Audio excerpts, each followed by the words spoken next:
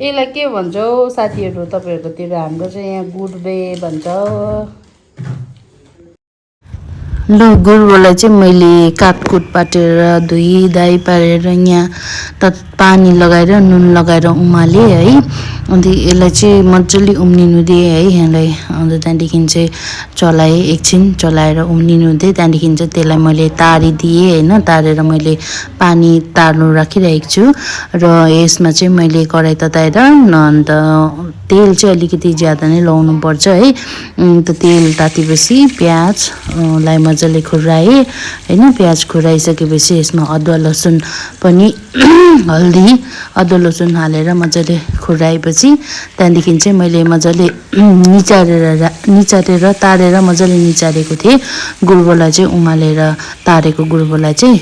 अनि त्यसलाई चाहिँ मैले यसरी मजाले लगाएर भुटिदिएँ है। मजाले चलाएर भुटेँ होइन। मजाले भुट्नुपर्छ है। अन्त हाई फ्लेम गरेर मजाले भुटिदिएँ होइन। अन्त त्यहाँदेखि चाहिँ टमाटर चाहिँ अलिक निकै चाहिन्छ। अनि डल्ले खोर्सानी टमाटर लगाएर चाहिँ मजाले चलाएँ। अनि एकछिन यसलाई छोपेर पाक्नु दिएँ। टमाटर पाक्नु दिनुपर्छ है।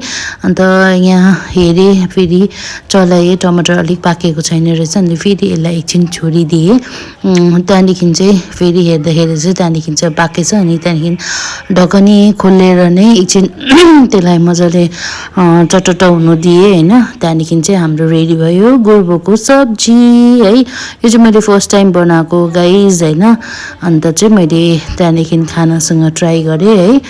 यति मिठो टेस्ट मलाई चाहिँ दामी लाग्यो। तपाईँहरू पनि पकाएर खानुहोस् होला।